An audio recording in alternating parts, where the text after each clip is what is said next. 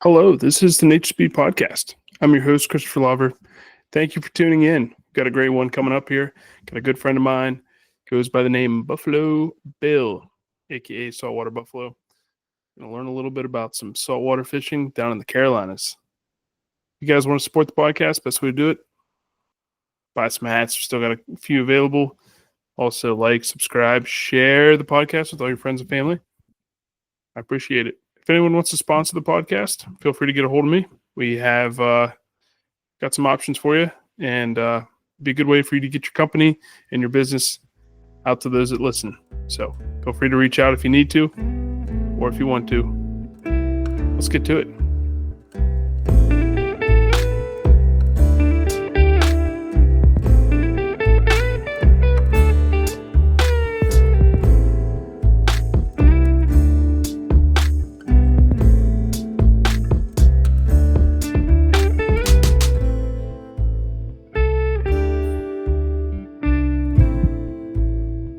Issue is like I have no strength in my leg because when they done the surgery, they had to cut all my thigh muscle and my calf muscle to do the surgery. So like my knee is finally stable and all that stuff is good. But I literally, dude, I am so weak. It's pathetic how weak my leg is. Oh, hey, it'll take some time to get used to.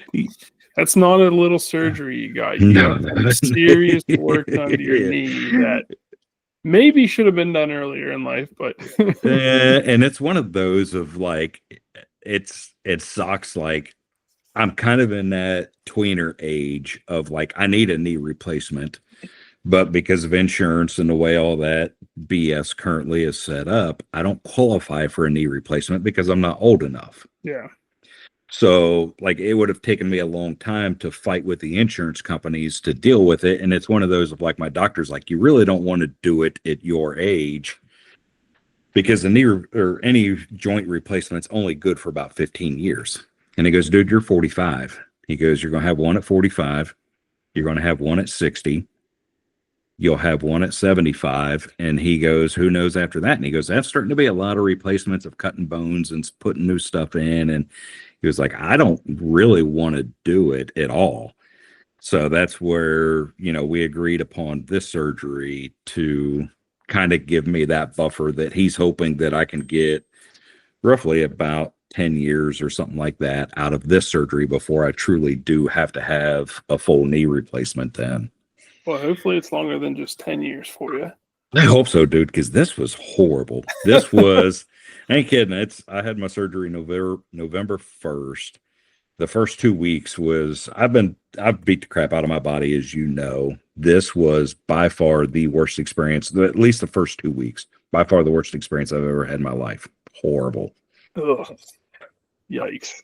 Yeah, it was not fun at all, man. So I'm glad the bad parts behind me now. Now it's up to me of getting better. Like I bought a bike, so like yesterday and today I went out and rode 4 miles each day, just because there's nothing else I can really do in physical therapy or anything like that. It's a matter of just building strength back in more my thigh muscle than anything. So it's on me to make it happen now.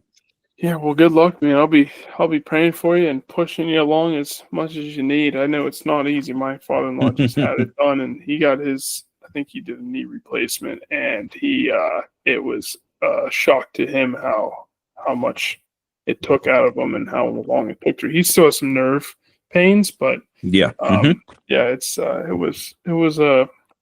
he's a pretty active guy. He does a lot of he walks around, hunts a lot. He hunts with his hawks and his dog, and it was a bit of a shock to him. So it's a big time, man. That's for sure. I got to say that your Cuisinart behind you, that coffee maker, you've had that for a while, I bet. Well, we just had to buy another one because our old one finally broke out and was like, man, it is. We got that from your cousin Matt, man. Every time you go to Matt and Beth's house, there's something in their house that's like, well, shit, we need one of them. Dude, and that coffee maker right there was whatever they lived in, I think in Lexington.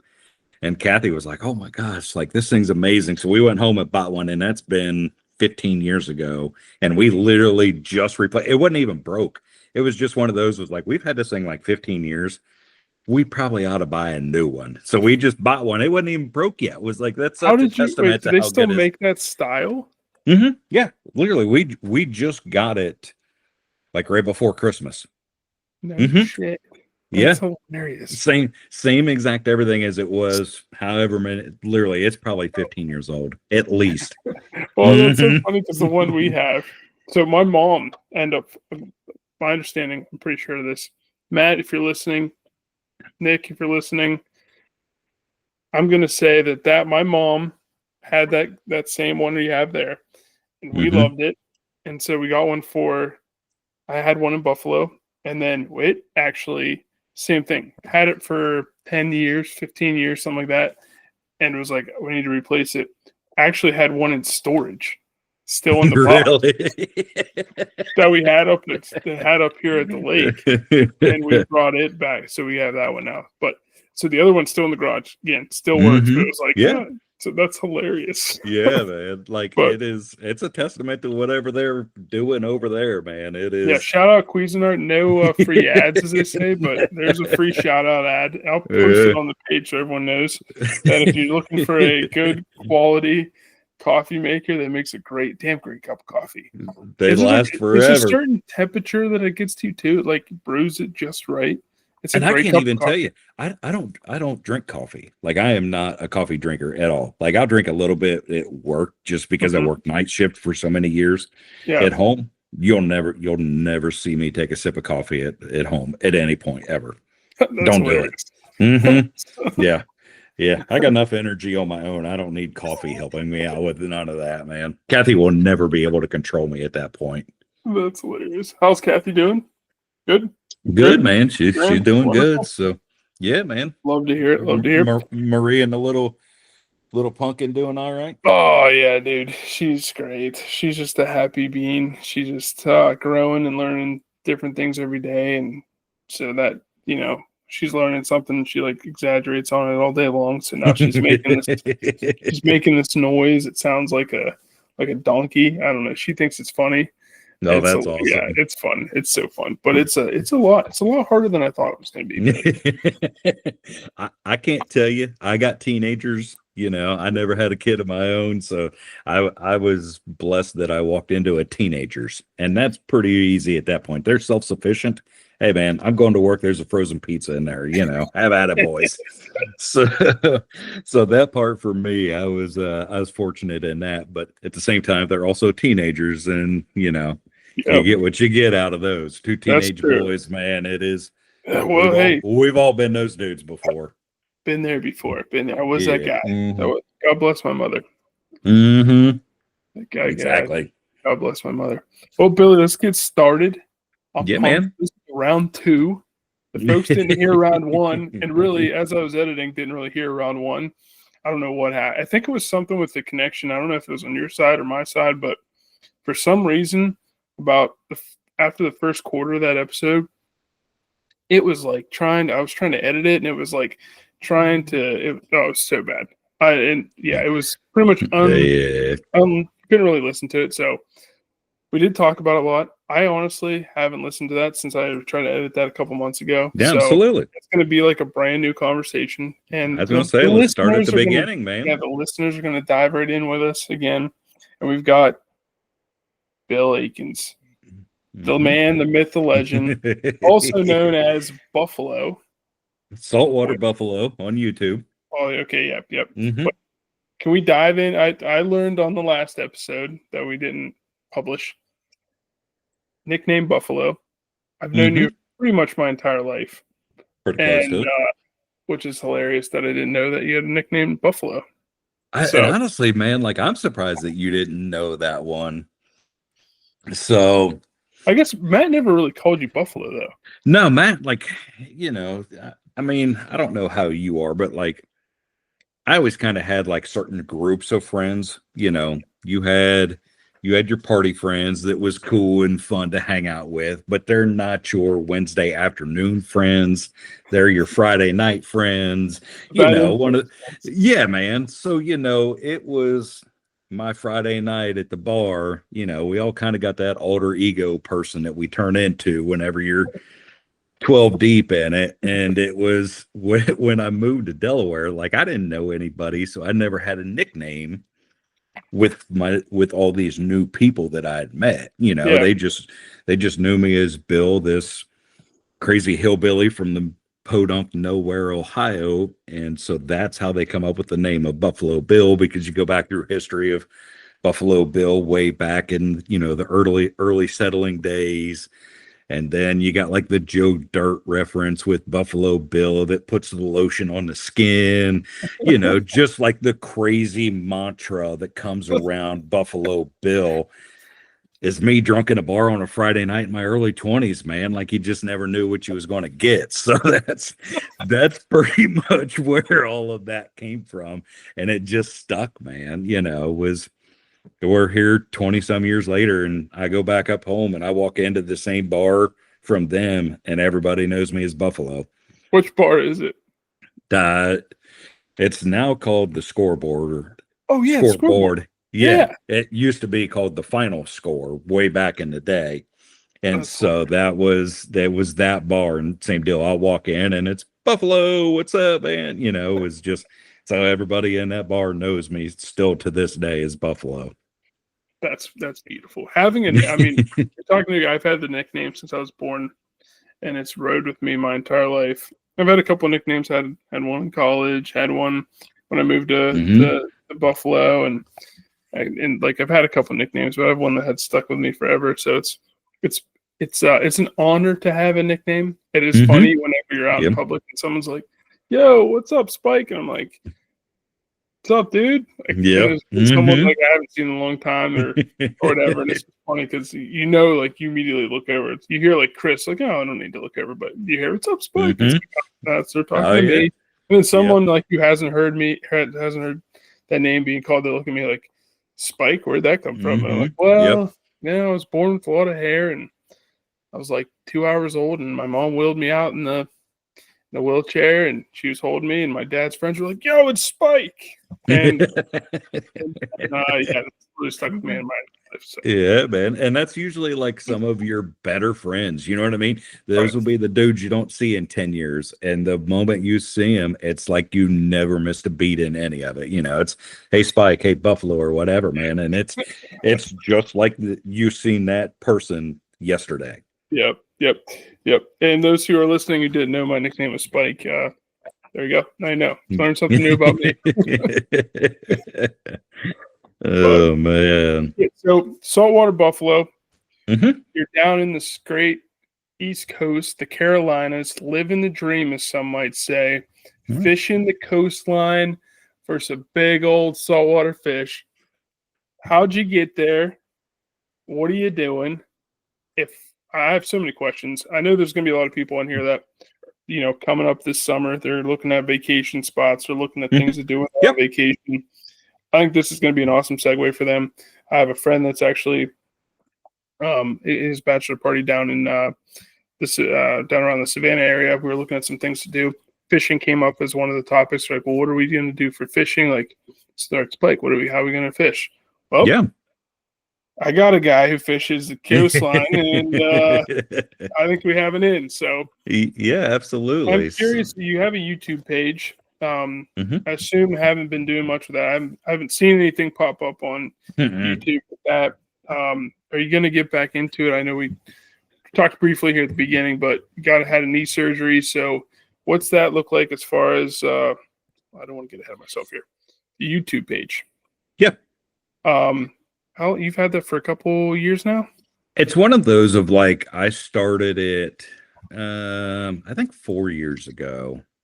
I think somewhere in 21. Like I kind of started it, and it was one of those of like, if I left the videos up, which if I truly wanted to like grow my page and do this like as a full-time gig and make stuff like that work, I'd have been better off just completely deleting this stuff out.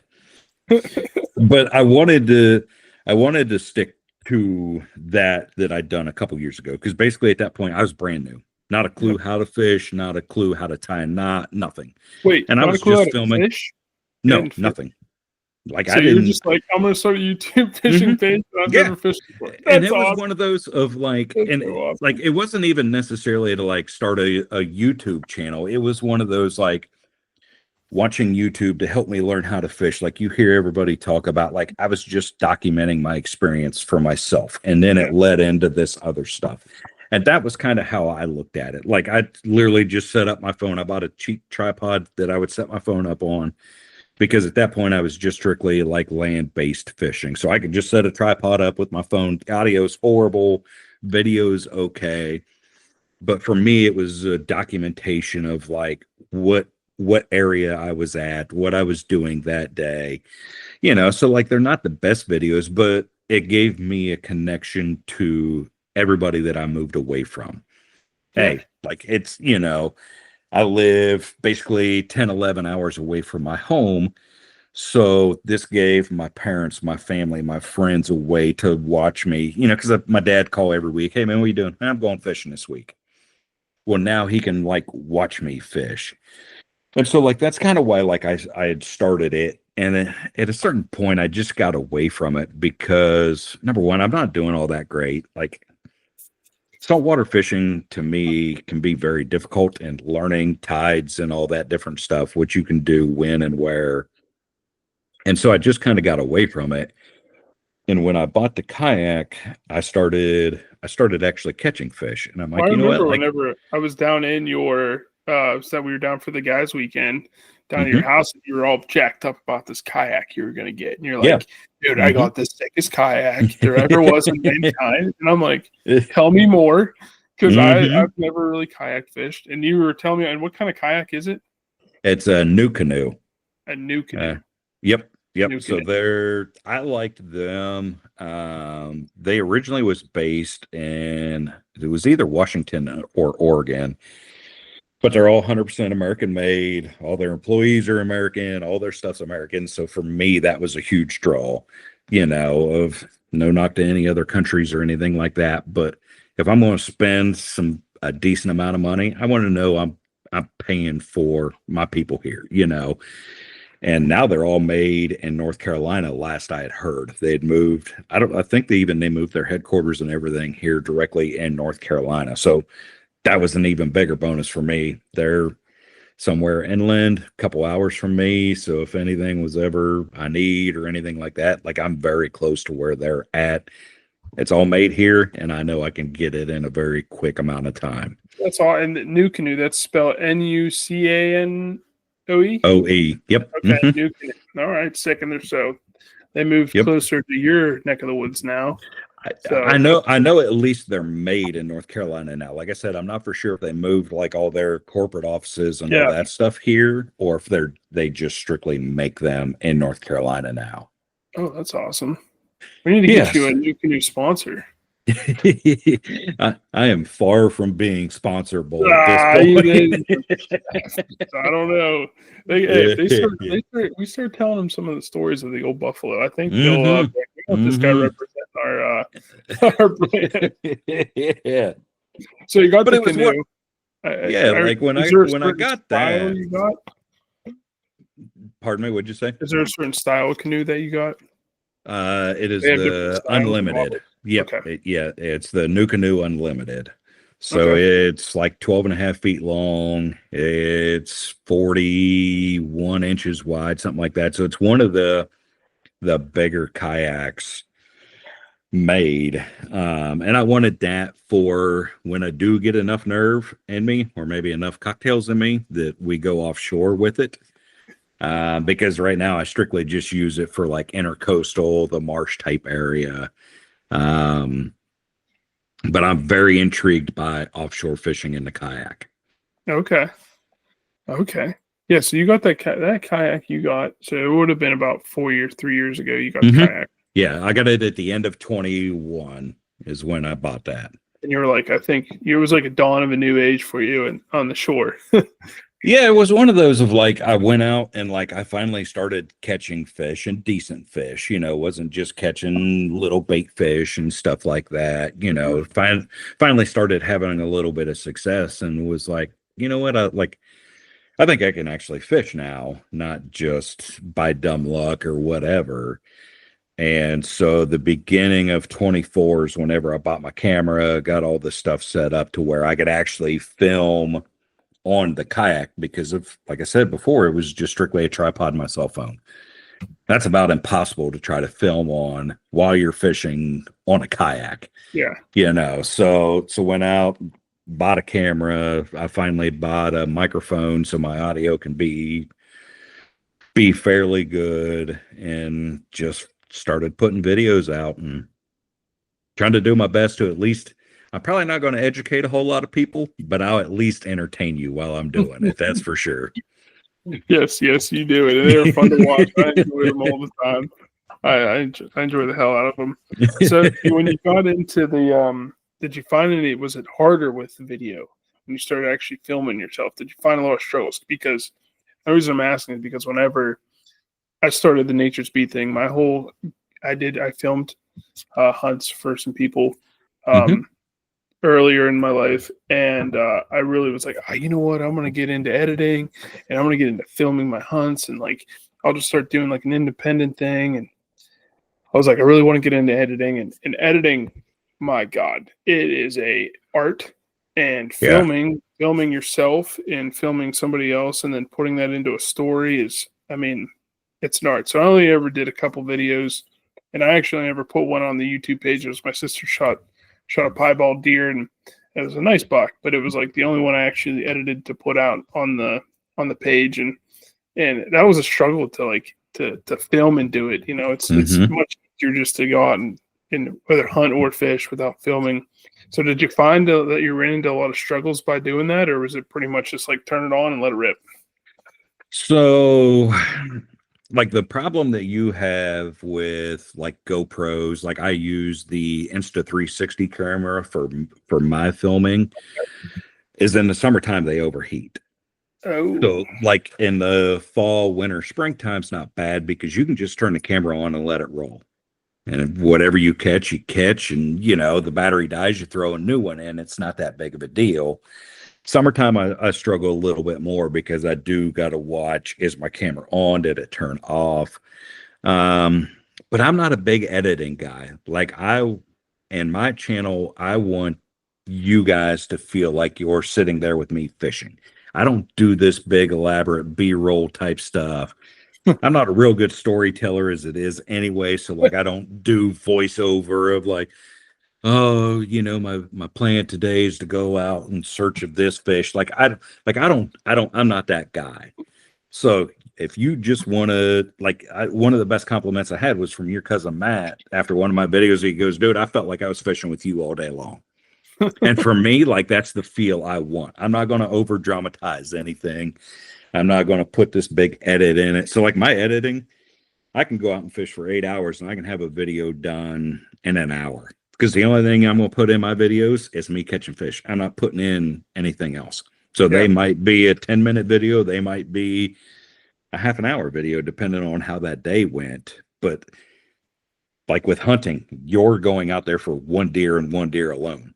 So you've got to create this story around the prep, the hunt, the tailing, and that. Yep. So I envy you guys that have that knack to do that, because I'm not that dude. You turn on my channel, you're going to see me catch fish. That's all you're going to see.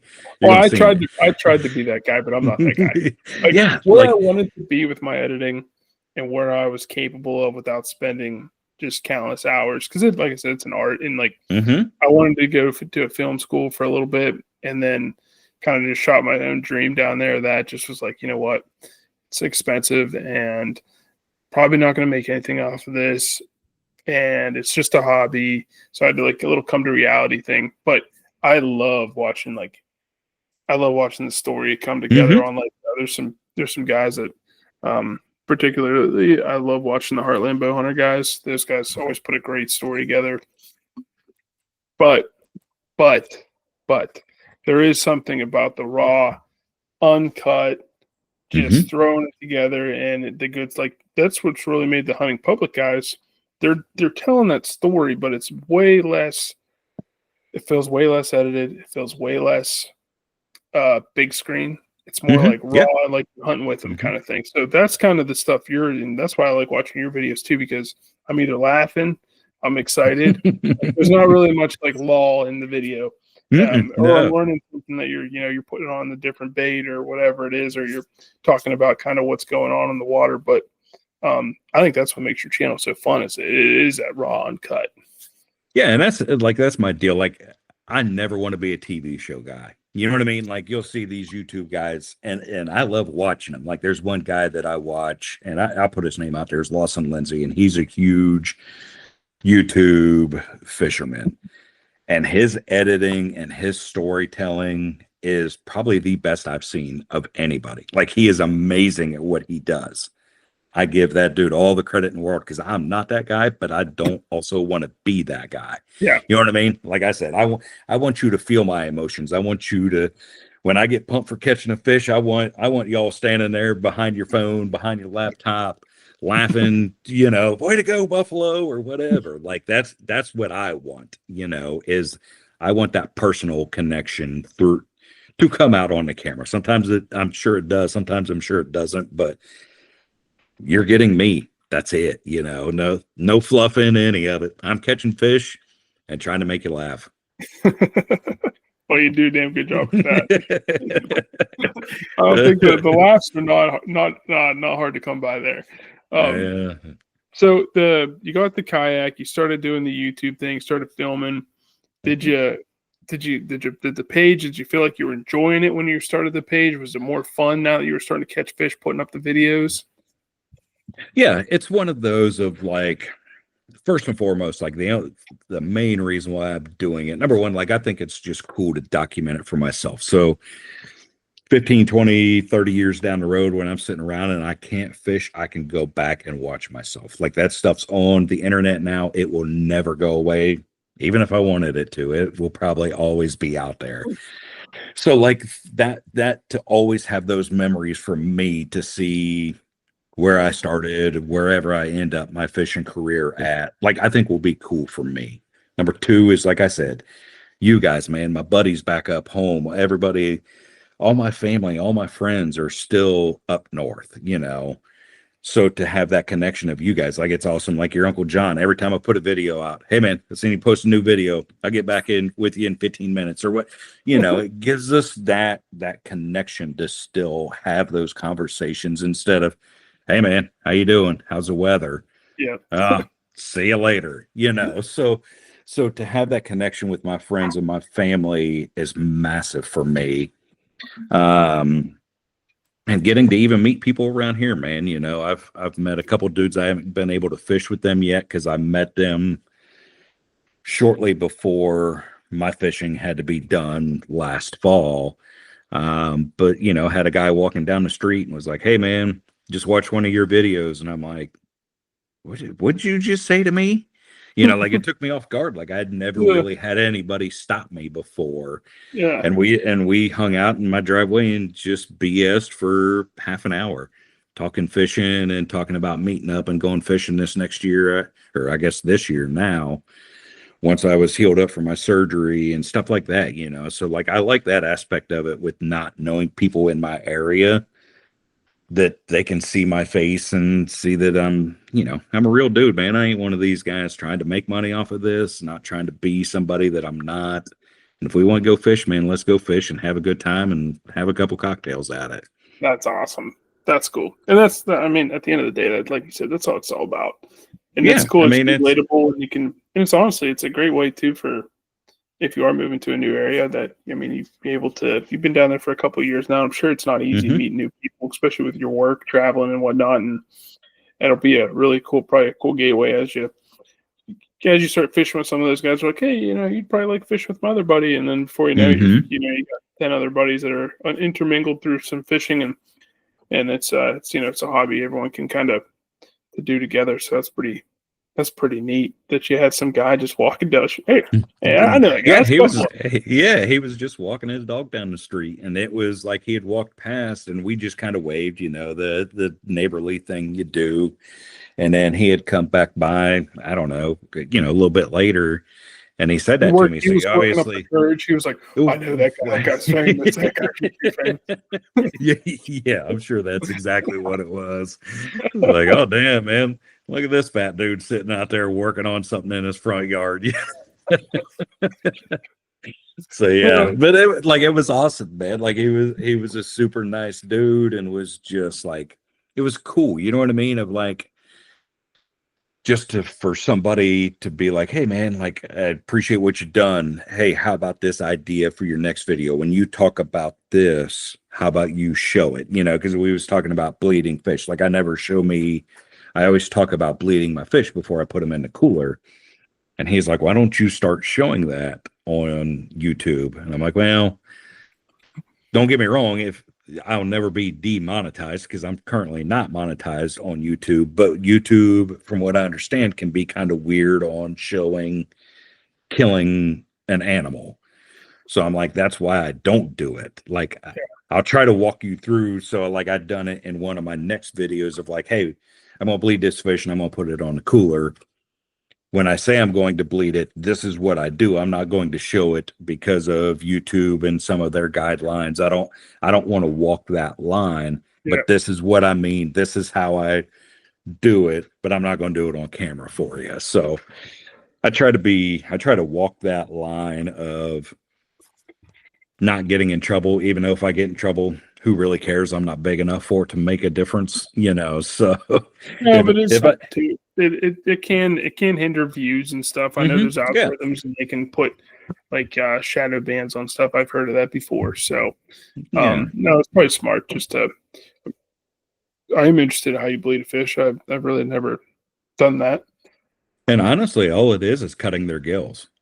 So like it's basically, you know, that's where a fish's jugular is, Yeah, just like with a human. So, you know, some people do it and it's definitely a more humane way to take care of your fish is to brain them.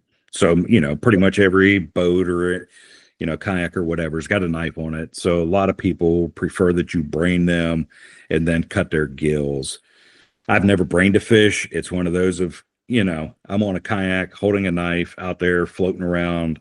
I'll probably cut my finger off before I'll ever brain a fish. that's So that's all I've ever done is brained a fish. I'm I, not on a kayak, but that's how I've always like executed a yeah. fish. I mean that might make me YouTube famous, you know, what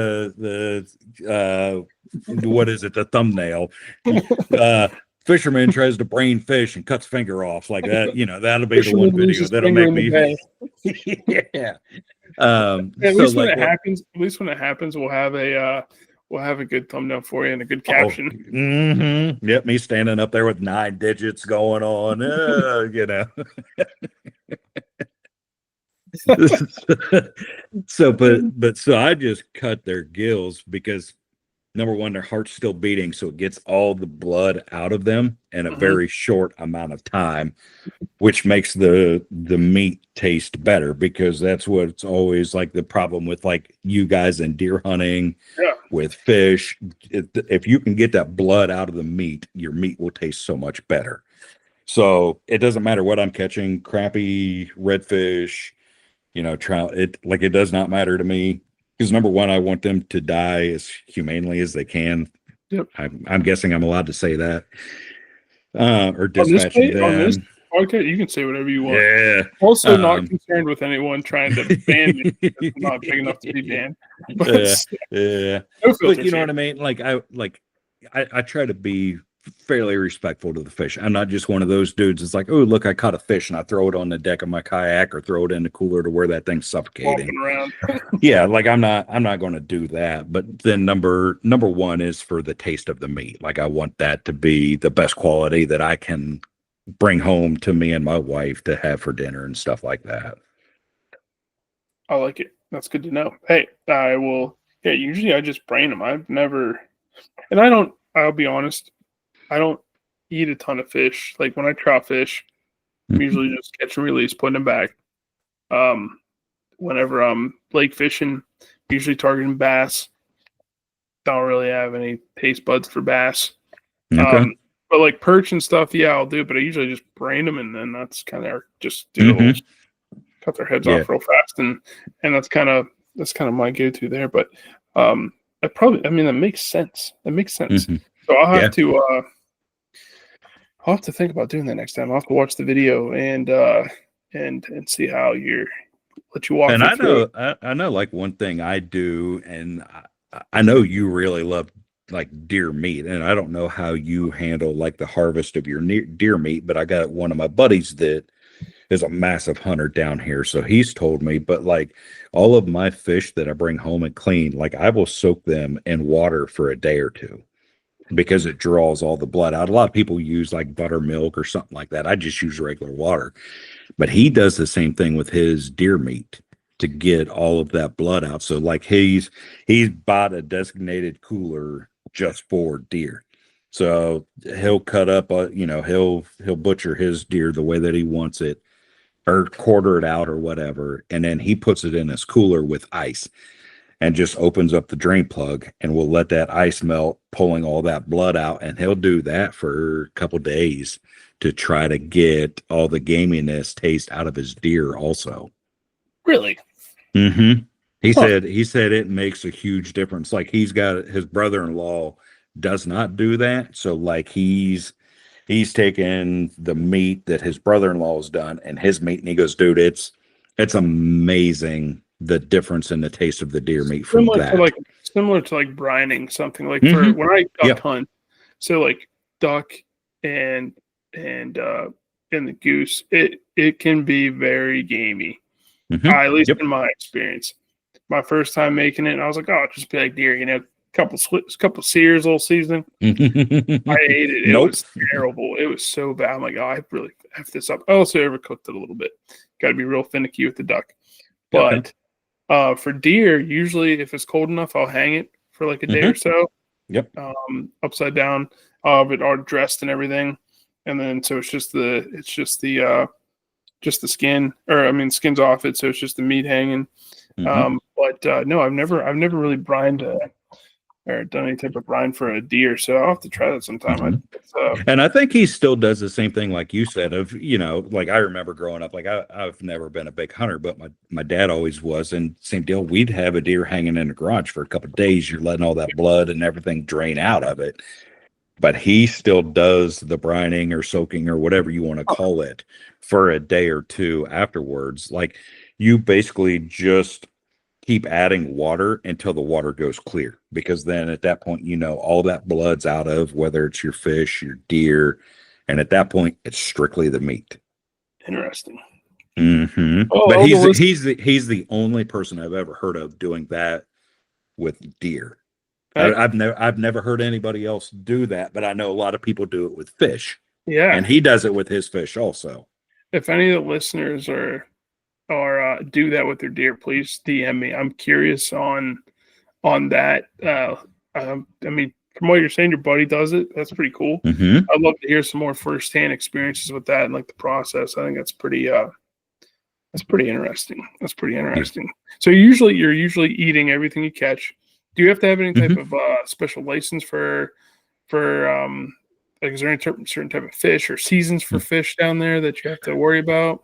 Yeah, there is all the above. So like at least in North Carolina, we've got a coastal fishing license and we have an inland fishing license. So it's basically saltwater, freshwater. Hmm. So like I carry both of them because I'll go inland and do crappie fishing and stuff like that. And then as far as seasons, inland, I don't necessarily think they have any other than like when you go to the mountain trout fishing, which I have not done that yet. But as far as like around all your lakes and everything, to my knowledge, they don't have seasons. They just have limits on what you can keep. Saltwater fishing, there is seasons and there's limits on all of them. Here in North Carolina, this year is going to be probably really bad in all the above. We just had a massive fish kill that happened for us. Oh, really?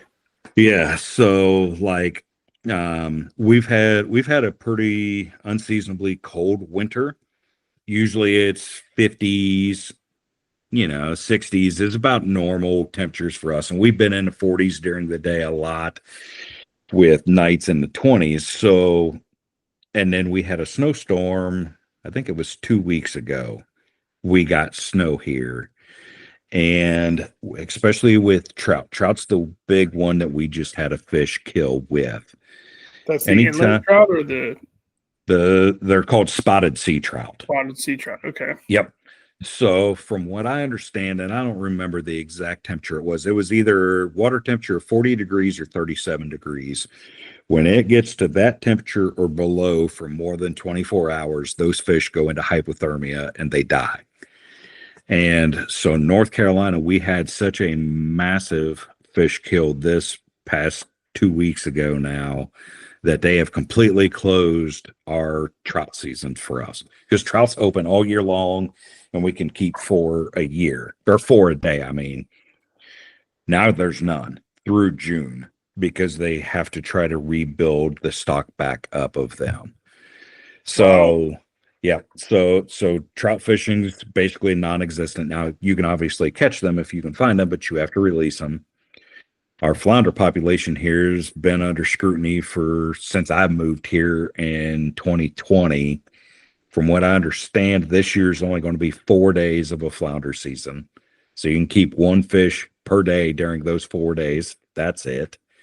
Why is that? Because there's supposedly such a shortage of flounder. If you watch any of my videos, that's the only thing I catch. I can catch flounder like them things, dude.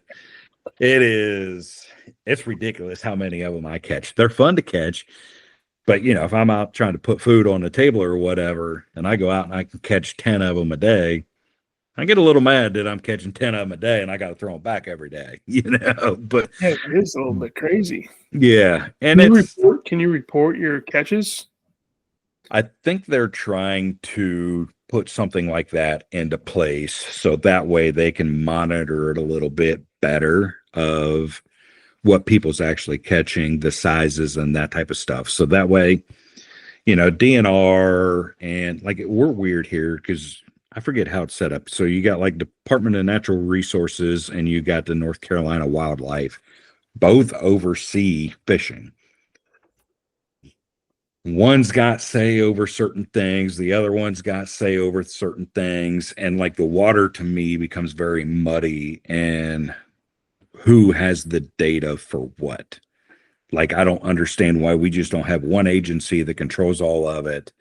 We all report whatever we're catching, which I get that to a certain extent because people's always going to lie, man.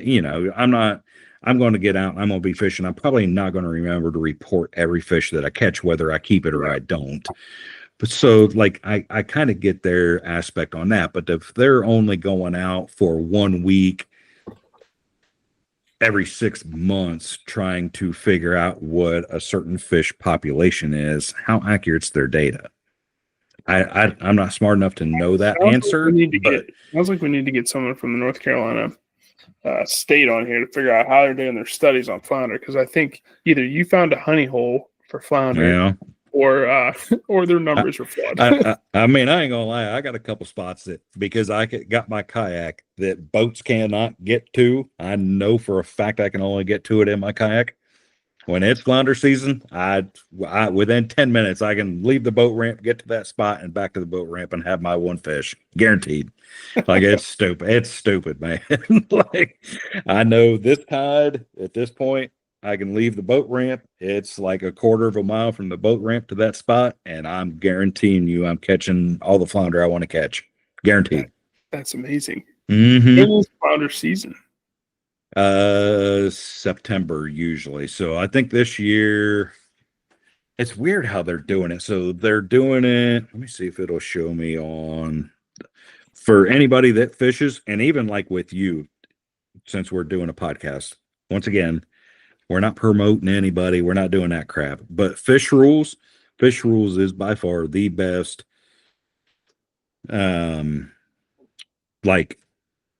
rules, regulations that you can find. It will pull up your exact location, whether you're in saltwater, freshwater, no matter what state you're in, and it will tell you to the date of what their laws are for that day. Oh, so Fish Rules is an app. Yep, it is an app. Huh. And it's completely awesome. Wow, that's pretty neat. So this year, our season is September 1st and 2nd. and then the 7th and 8th.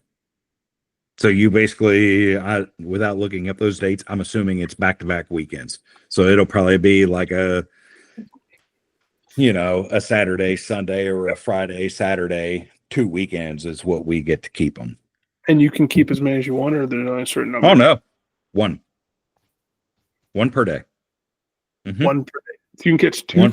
What the? So if you get to fish every day, you get to keep 4 flounder. But I can go to Red Lobster and buy a flounder. No problem. All right. So where I live at, I'm about 35. Well, okay. From my house to the next boat ramp in South Carolina is 1 hour. I can drive to South Carolina in 1 hour, and I keep 5 flounder a day every day of the year. Why does South Carolina have apparently about 1,000 times more flounder than what North Carolina does? I don't understand it. Sounds like we found a flaw in the system here. Yep.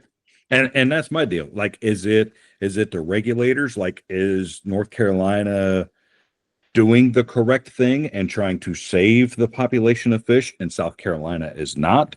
Or is South Carolina's data better than what North Carolina's is? Because it's the same way, like, you go to Virginia. I forget what their limits are, but like their limits in Virginia, you can keep them every day of the year, and Virginia also. So why is it that North Carolina, our population of fish is different than the 2 surrounding states of us? Yeah, that's weird. Mm-hmm.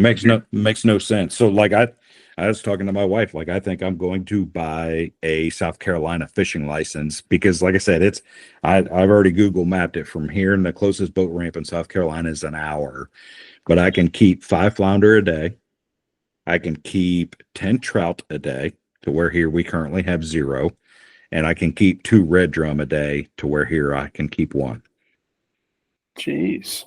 Mm-hmm. So it's amazing, like the difference in the fish regulations. As the crow flies, probably 35 miles from me. What in the world? Hey, Billy, give me 1 second here. Baby's crying. Yep. Nope. You can probably hear it.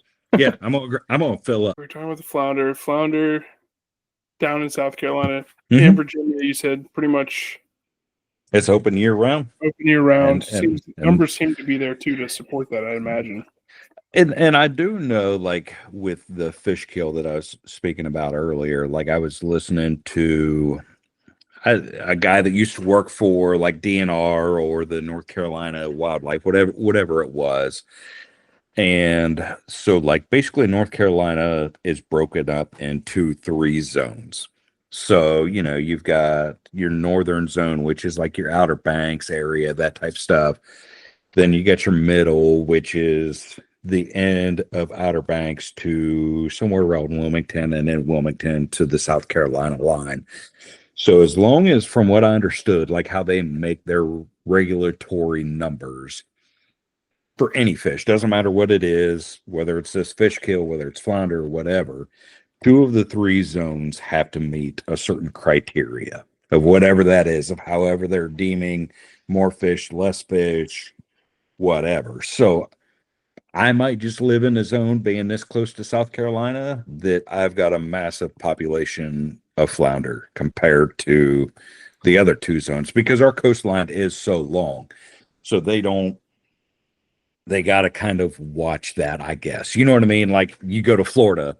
Florida's broken up into different regions of where and what you can keep fish. I wish North Carolina would kind of come up to a system like that, of like these water lines or these GPS coordinates. If you're in, below, above, this is what your regulations are. And if you're outside of those areas, then so be it. Because I know that's how Florida is. But let's be honest, Florida's got the most coastlines of any state in the entire country. So yeah, they got to be a little bit different on what they do there. I understand that part of it, but I don't know. It's just weird to me that Virginia and South Carolina have way different regulations than what North Carolina does. And that's considered a commercial fish. Mm-hmm. So is it to regulate commercial fishing? Is that why But you would think you could just make regulations for commercial fishing And for fun. I mean, Like, it's not yeah, that hard to do. and I mean, there is certain like that for commercial fishing, it's based off of weight. So whether that's like basically any fish, at least in North Carolina, is commercially fished. I don't care whether it goes from a croaker to tunas or whatever, anything and everything in between. You walk into a local fish market down here, they have it. Yeah. So from the research that I've done on it, the big fight is that, which is called trawling, is a certain way that they commercial fish, which is basically you're putting these big heavy chain nets down on the bottom of the ocean floor, and you're dragging it along, and whatever you catch. So how I interpret what was said, most states you're not allowed to trawl within a certain distance of the coastline. North Carolina, you can do that anywhere. And so that's kind of becoming the big fight with the state between commercial fishermen and recreational fishermen. The recreational guys are blaming the commercial guys because they're allowed to trawl anywhere, which is killing all of our inshore fish.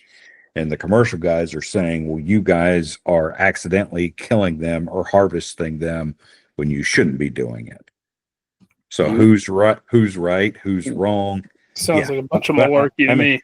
I mean, that's what I agree with. Because I mean, you're always going to have accidental kills. You know what I mean? That's part of fishing. You're going to gut hook a fish, no matter what hooks or what lures or whatever you do. That's part of it. But I have to believe that the recreational fishermen accidental kills have got to be so minute compared to the commercial fishermen's accidental kills.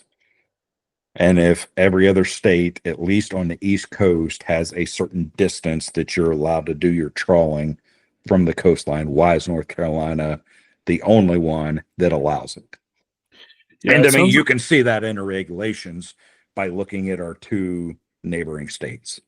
I think we need to have someone from North Carolina on here. So, Billy, if you get any connections or you feel like reaching out to somebody, I would love to just pick their brains apart here. Like I think it would be an interesting conversation, especially with I'm so new to this. Like there's a lot of it that I don't understand.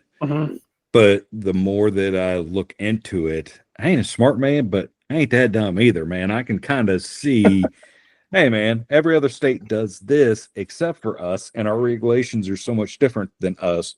Why are we still doing what we are doing? Yeah, I'd love to hear that. Is it just strictly tax money? And if it is just tax money, be honest and come out and tell me that.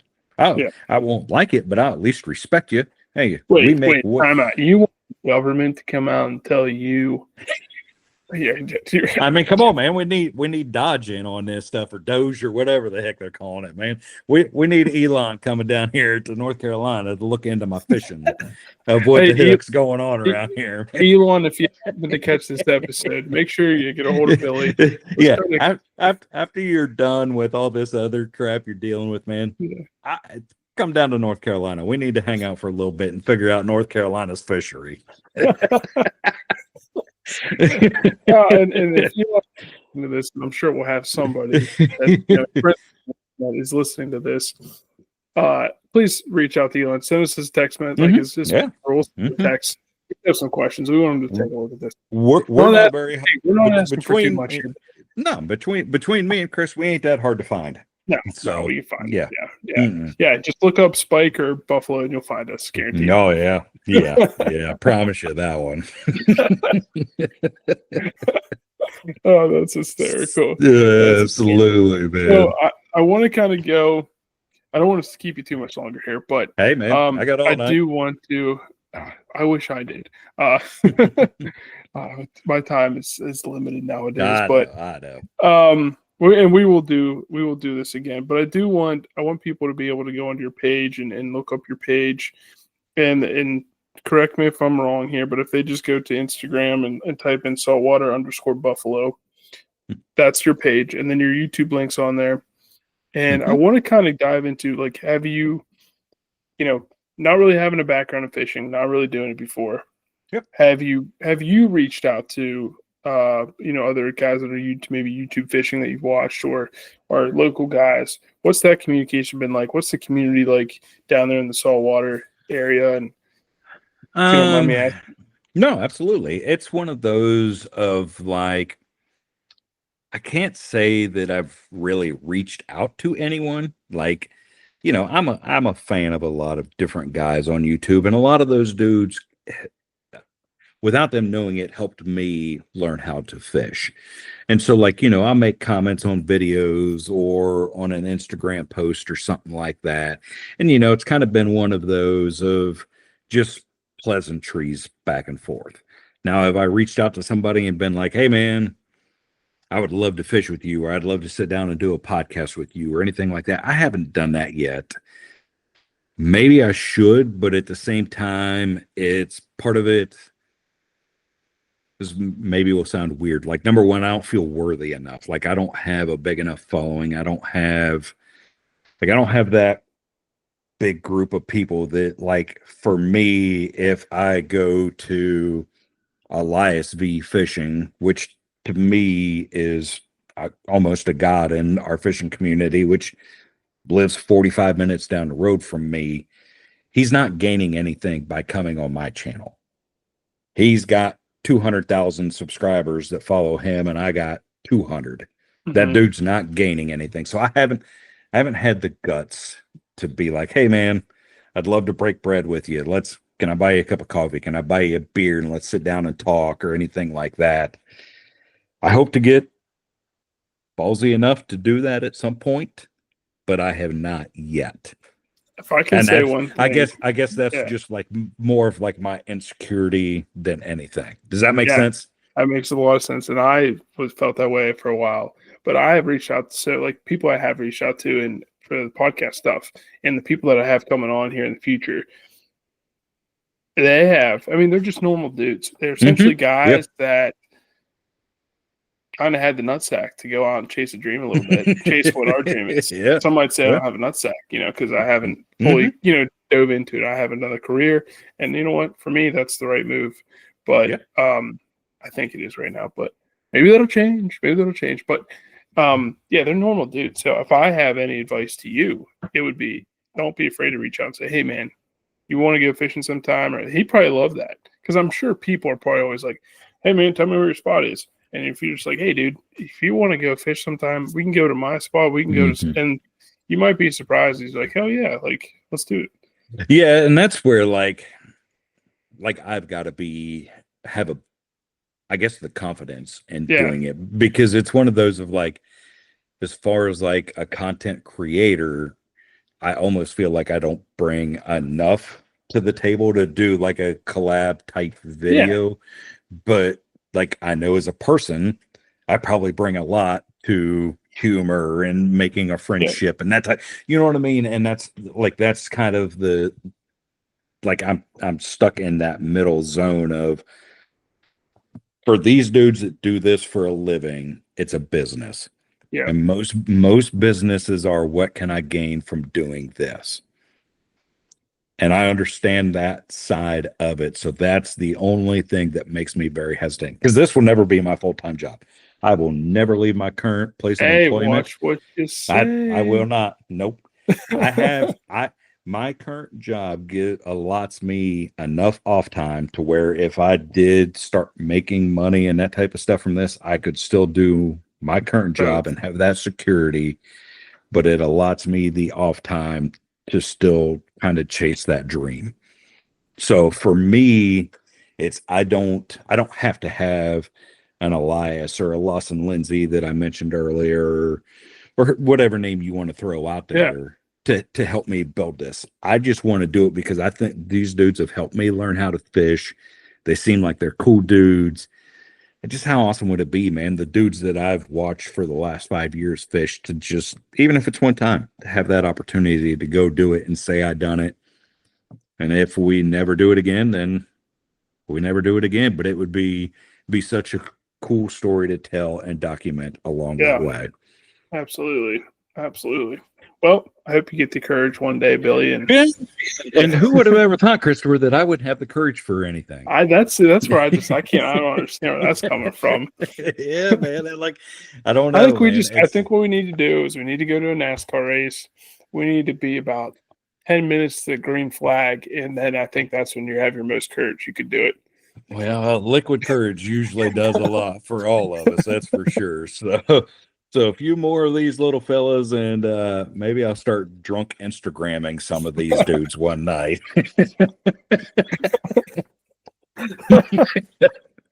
Slide into the DMs. That's Yeah, hilarious. man. Yeah, I know you don't know who I am, and you'll never know who I am. But let's go fishing tomorrow. Yeah, Yeah, that'll end up being me one night. you got to tell me you got this honey hole to go catch some flounder. Dude, it's funny. Like I said, it is literally, you can get a boat in there, but it's got to be high tide, and you got to get out as soon as that tide shifts, or you're not getting a boat in and out of there. And I'm pretty sure it was, well, no, it wouldn't have been last year because we didn't have a flounder season. So 2 summers ago, flounder season was in. Pull out a boat ramp, go right there. There's 2 boats in there, and I'm like, what the hell are you guys doing here? And I swear to God, Christopher, it wasn't 20 minutes. And, because it was on a falling tide and all that. And so I hear both of them fire up their motors, and they go to get out of there. And it's nothing but a straight sandbar. And I'm just over there laughing because both boats dead on the sand. They're in like 4 inches of water, wide open, trying to get their boats across this sandbar to get out of there. And I'm sitting there just laughing and caught my flounder. And I went back to the boat ramp 20 minutes later. It's just like, dude, those guys, man, they had to trash their boats getting into that spot. Was it hard to learn the tides and when to go in and out, or is it just like being there and understanding it? How did you get into that? So, and part of that's why I do the YouTube channel for me is, especially YouTube will always tell you like the days that you post your videos. Now with like these iPhones, it tells you the day and pretty much the general area of where you're in, of where you took a picture, stuff like that. So like I would go out and fish all day. Well, you don't catch fish until a certain tide. So like I started learning, okay, this spot is a good incoming tide spot. Because I fished it all outgoing and I didn't catch anything. But as soon as the incoming started, then that's when I started catching fish. So I would start making basically mental notes of like, I know like that flounder spot. If it's an incoming tide, I'm not going in there and I'm not catching a flounder. But if I can catch that on an outgoing tide during flounder season, literally, dude, I can go down there in 10 minutes. I'll have my one fish I'm allowed to catch and I'm going home for the day. There's another spot down the way. Like if I want to go catch redfish, if it's an incoming tide, I can go down there and catch a red. Like it's almost guaranteed. But once it gets to the end or the outgoing tide, I'm not catching anything. It's not happening. So like I've heard of people basically carrying like notebooks with them. This spot's a good incoming tide. This spot's a good outgoing tide. What's your moon cycle, that type of stuff. Now, I haven't gone as far as doing an actual notebook, but it's making those mental notes and having the documentation between YouTube and your cell phones of taking pictures and stuff like that of like, all right, well, this was the tide that day. This is what I caught. Okay, so I want to go fish next Wednesday. What's the tide like? Cool. It's an incoming tide. I'm going to go down here. This is where I'm going to put in at, and I'm going to go fish for redfish that day because this spot catches reds on an incoming tide. Okay. I like it. That's yeah, that's probably something you're just going to have to learn as you go too. Mm-hmm. It sounds like you have. Sounds like you have. Yeah, it's one of those like anything, man. It's all time on task and being able to either remember those situations or writing those situations down. So whenever you go to pick that day, okay, this is the moon cycle, this is the tide cycle. Where do I need to go fish today to be successful? Because you don't want to, most of us our time on the water is pretty limited, especially with working full-time jobs and stuff like that. I don't want to go out there and spend 8 hours and bring nothing home, and my wife's laughing at me. Yeah. I want to at least make her happy that I brought a couple fish home Yeah. for her to eat that night. So how can I maximize my effort? And especially with trying to do a YouTube channel in that. The days you strike out, man, it's a business, So today I just spent 10 hours working for $0. Yep. Yep. Yep. That's a good point. That's a good point. So before we sign off here, and we're gonna redo this again, and hopefully we'll do an in-person one here soon. But for the upcoming summer season, folks up north are gonna be coming down south for vacation. Can you give a couple tips to the listeners if they're going south to do some fishing? What kind of tips do you have, particularly for maybe even just mainly offshore? I mean, it's offshore fishing. I would say probably be the best. I'm not sure that many people are going to be taking kayaks, but if they are, like certain inlets and stuff, can you wade it? Can you walk it? What do you recommend? Like, where do you get your bait? Do you talk to the local bait shops? What do you recommend? Yes. Honestly, bait shops are a great place to start. All the ones I've been in, most of the people that work in a bait shop fish. They're just not, 80-year-old Betty that's in there trying to make a couple extra bucks in retirement and don't know anything. Most of them are going to be people that fish, and that's why they work there. Those guys are going to know what's biting. Those guys are going to know what to use. Now, they might not tell you where to go, but they're going to point you in the right direction of, hey, we've had bluefish running, we've had redfish running, we've had trout. This is what we've been hearing everybody's having luck on. So, and that will work most times. Like, you start going to like your local piers, those dudes that run the piers, they can tell you every day of what people's catching. It's a great place to start. Most piers, you don't need a fishing license. You just pay your daily fee to go. They will tell you what the people have caught that week. They will tell you what bait they're using. Like, because those guys don't care, because they want people to catch fish. They want the more people that catch fish on those piers, the more money that pier makes. Yep. They will tell you everything that you need to know. Most of them, anyway. You might get your jerk that works there that's just, give me your $15 and leave me the heck alone and you go fish. But the majority of them are going to be very good because they want that reputation of their pier catches fish. Beach fishing is another one. It's honestly, man, it costs nothing to really go do outside of your license. But my biggest, go to the bait shops or a pier, see what people's catching and what they're catching them on. And then number 2 is less is more. A lot of people think they need, 50-pound line and these great big hooks and that type of stuff. You're not going to catch fish on it. Like, that scares away more fish than you will ever catch on it.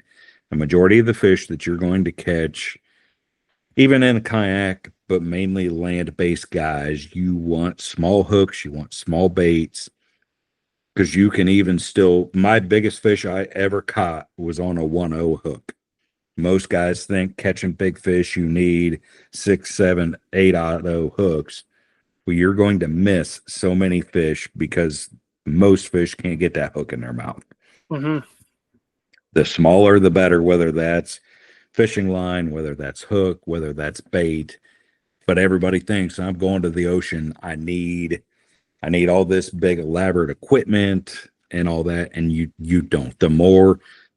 Less is more when it comes to saltwater fishing. Wise words from Buffalo. I don't know about that, but I'll take what you said. Yeah, I mean, no, that's good. I know that we're gonna have some listeners that are going to the beach with their families this summer, and they're going to be like, "Let's do it." They're gonna be, and especially if you're fishing from a beach, go to the pier and talk to those guys. You don't have to go fishing on their pier, but go down there and talk to those dudes. Those dudes are there day in, day out. A lot of them that work there is going to go walking on the pier when they're not working. They're going to fish.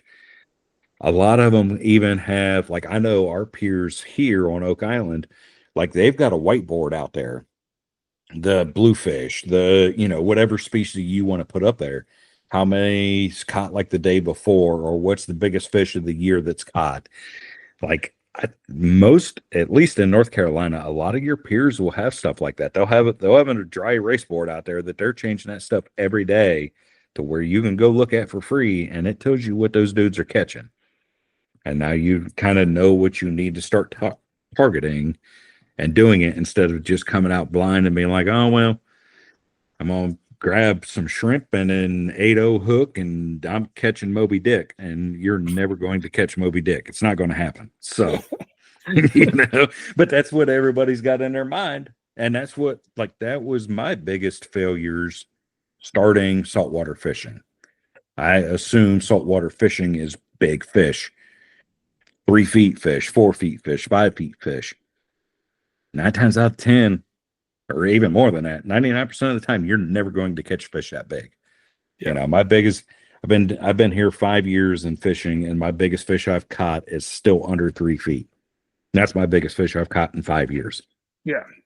And you catch a lot of fish. So, yeah, you know, but people have that mindset of, well, I'm going to the beach and there's these big sharks and there's this and that. If you're catching a big fish from the shore, it's probably a shark. So number one, you don't want to catch it anyway. Use something that thing's going to break off, man, because you don't want to deal with it. You know, it's going to be a big shark or a big stingray. Get rid of that thing. You do not want that on the beach with you, especially with people out there swimming and all that. No, ain't nobody got time for that. I love it. Well, hey, baby's crying again.